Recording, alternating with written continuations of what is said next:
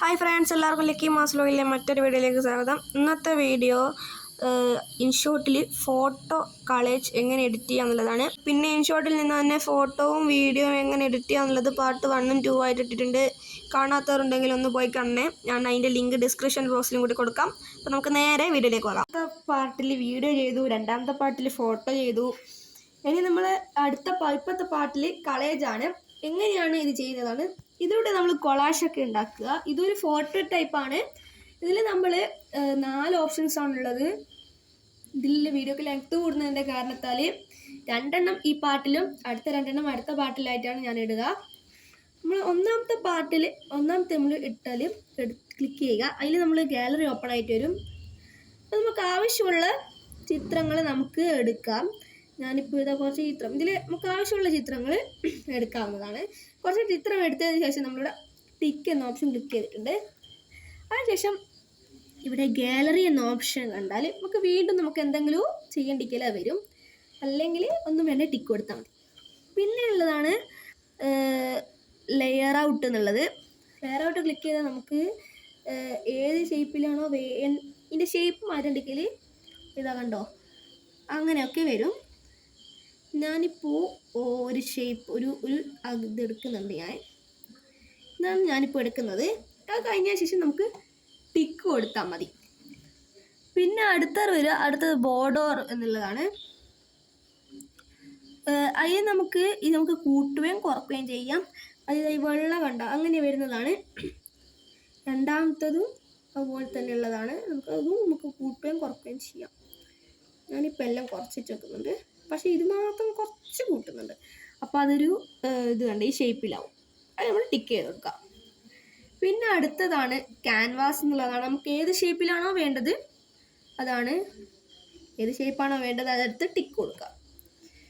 പിന്നെ നമുക്കുള്ളതാണ് ബാക്ക്ഗ്രൗണ്ട് നമുക്ക് colours choose ചെയ്യേണ്ടിക്കൽ നമുക്കിതാ ബാക്ക്ഗ്രൗണ്ട് കണ്ടോ, കളർ മാറുന്നത്. നമുക്ക് ഇഷ്ടമുള്ള കളേഴ്സ് ചൂസ് ചെയ്യാം. കളേഴ്സ് ചൂസ് ചെയ്തതിന് ശേഷം ടിക്ക് കൊടുക്കാം. പിന്നെ നമുക്ക് എന്തെങ്കിലും എഴുതണ്ടിക്കൽ ടെക്സ്റ്റ് എന്ന ഓപ്ഷനിൽ പോയിട്ട് എന്തെങ്കിലും എഴുതാം. എഴുതി കഴിഞ്ഞിട്ട് ടിക്ക് കൊടുത്താൽ മതി കേട്ടോ. ഒന്ന് എഴുതുന്നുണ്ട്. നമ്മളിപ്പോൾ എന്നാ എഴുതുന്നത് വെച്ചാൽ നമുക്ക് കളർ മാറ്റണ്ടിക്കൽ കളർ മാറ്റാം. നമ്മൾ ആദ്യം ഫോട്ടോ ചെയ്തിട്ടുണ്ട്. നമ്മൾ രണ്ടാമത്തെ പാർട്ട് കണ്ടവർക്ക് മനസ്സിലാകും. ഫോട്ടോ ചെയ്തതുപോലെ തന്നെയാണ് ഇതിലുള്ളത്. കളർ മാറ്റാം. അതുപോലെ തന്നെ ഇവിടെ ഡാർക്കായിട്ട് വേണോ, ഷേപ്പ് എങ്ങനെയാണ് വേണ്ടത് മാറ്റാം. അതുപോലെ തന്നെ എഴുത്തിൻ്റെ സൈസ് കൂട്ടണോ കുറക്കണോ ഒക്കെ ചെയ്തതിന് ശേഷം ടിക്ക് കൊടുത്താൽ നമുക്കിത് എവിടെയെങ്കിലും വെക്കാം.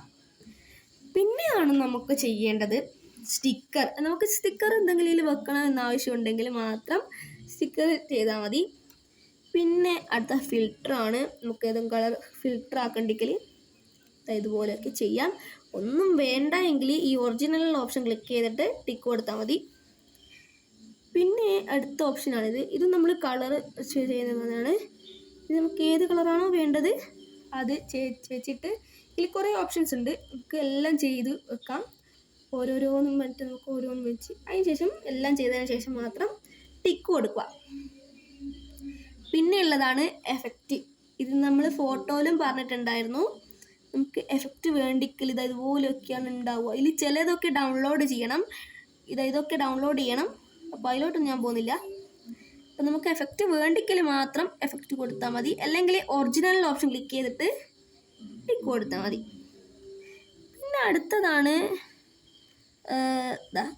നമുക്ക് എന്തെങ്കിലും ഇങ്ങനെ എഴുതണ്ടിക്കലൊക്കെ നമുക്ക് എടുക്കുന്നതാണിതും. അത് നമ്മളിപ്പം ചെയ്യുന്നില്ല. പിന്നെയുള്ള ഓപ്ഷനാണിത്. ഏത് ഷേപ്പ് വേണം, അതായത് വട്ടത്തിൽ വേണോ, ത്രികോണത്തിൽ വേണോ, ലൗവിൽ വേണോ, കുറേ ഓപ്ഷൻസ് ഇതിലുണ്ട്. നമ്മളിപ്പോൾ ഒന്നും കൊടുക്കുന്നില്ല, ഇതുപോലെ തന്നെ വെച്ച് ടിക്ക് കൊടുക്കും. പിന്നെ നമുക്കൊന്നും ചെയ്യാനില്ല. പിന്നെ നമുക്ക് ഈ ഫോട്ടോ ഇവിടെയാണ് വേണ്ടതെങ്കിൽ ആ ഫോട്ടോ ക്ലിക്ക് ചെയ്തതിന് ശേഷം ഈ ഓപ്ഷൻ ക്ലിക്ക് ചെയ്യാം. എന്നിട്ട് എവിടെയാണോ വേണ്ടത് അവിടെ ക്ലിക്ക് ചെയ്താൽ മാറുന്നതാണ്. ഇതൊക്കെ ചെയ്തതിന് ശേഷം എക്സ്പോർട്ട് എന്ന ഓപ്ഷൻ ക്ലിക്ക് ചെയ്യാം.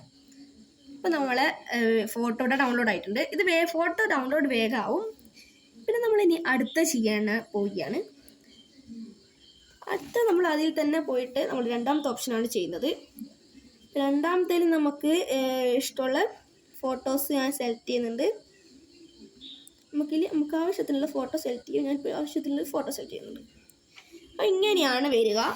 ഇത് നമുക്ക് വലുതാക്കുകയൊക്കെ ചെയ്യാവേ. കണ്ടോ, ഇതുപോലെ വലുതാക്കുകയൊക്കെ ചെയ്യാം. ഇങ്ങനെ വലിച്ചാൽ മതി, വലുതാവും. കണ്ടില്ലേ? അതുപോലെ തന്നെ എങ്ങനെയാണ് വേണ്ടത്, ഇതിൽ തന്നെ കുറേ ഓപ്ഷൻസ് ഉണ്ട്. ഇതിൻ്റെ ബാക്ക്ഗ്രൗണ്ടൊക്കെ റിമൂവ് ചെയ്യേണ്ടിക്കൽ അങ്ങനെ ചെയ്യാം കേട്ടോ. പിന്നെ നമുക്ക് അത് കഴിഞ്ഞ ശേഷം ക്യാൻവാസ് ഉണ്ട്, ഏത് ആകൃതിയിലാണ് വേണ്ടത് അത് ചെയ്യാൻ ടിക്ക് കൊടുക്കുക. ബാക്ക്ഗ്രൗണ്ടും അതുപോലെ തന്നെ ഏതാണോ ബാക്ക്ഗ്രൗണ്ട് കളർ നമുക്ക് ഏതാണോ വേണ്ടത് അത് നോക്കിയാൽ മതി. ഞാൻ ഇപ്പോൾ ഇത് സെലക്ട് ചെയ്യുന്നുണ്ട്, ടിക്ക് കൊടുത്തു. പിന്നെ ഉള്ളതാണ് ബോർഡർ. അതും നമ്മൾ ഇത് കണ്ടോ, ഇതൊരു എന്താ പറയുക, ഒരു 3D ആയിട്ട് വരുന്ന എന്താണ്. ഞാൻ ഇത് കുറച്ച് കൂട്ടുന്നുണ്ട്. ഇത് ഇങ്ങനെ വരുന്നത് ഇതെനിക്ക് വേണ്ട, അതുകൊണ്ട് ഞാൻ കുറച്ചു. പിന്നെ നമ്മൾ ടിക്ക് കൊടുത്തു. പിന്നെയാണ് ഇതുള്ളത്, നമുക്ക് ഇതിൻ്റെ ബാക്ക്ഗ്രൗണ്ട് ഫുള്ള് മയക്കണ്ടിക്കല് അത് ക്ലിക്ക് ചെയ്താൽ മതി. ഞാനിപ്പോൾ ഫുൾ എല്ലാത്തിൻ്റെയും ബാക്ക്ഗ്രൗണ്ട് മയച്ചിട്ടുണ്ട്. ഇനി നമ്മൾ അഥവാ നമുക്കിത് തിരിച്ച് വരണ്ടിക്കൽ വീണ്ടും അത് തന്നെ ഒന്ന് ക്ലിക്ക് ചെയ്താൽ മതി. ഞാനിപ്പം ബാക്ക്ഗ്രൗണ്ട് പോക്കുന്നുണ്ട്, അതാണ് ഒരു ഭംഗി. പിന്നെ സ്റ്റിക്കറാണ്. സ്റ്റിക്കർ നമുക്ക് ആവശ്യത്തിലുള്ള സ്റ്റിക്കർ എടുക്കാം, എനിക്കിപ്പോൾ വേണ്ട. പിന്നെ നമുക്ക് ടെക്സ്റ്റ്, അതിലും ടെക്സ്റ്റ് ഉണ്ട്, നമുക്ക് എന്തെങ്കിലും എഴുതണ്ടിക്കൽ എഴുതാവുന്നതാണ്. ഇപ്പോൾ ഞാനിതാ എഴുതുന്നുണ്ട്. നമുക്ക് വേണ്ടിക്കൽ മാത്രം എഴുതിയാൽ മതി, ഒരു നിർബന്ധവും ഇല്ല. ടിക്ക് കൊടുത്തിട്ട് എവിടെയൊക്കെയാണോ വെക്കേണ്ടത് അവിടെ വെച്ച് കൊടുക്കാം.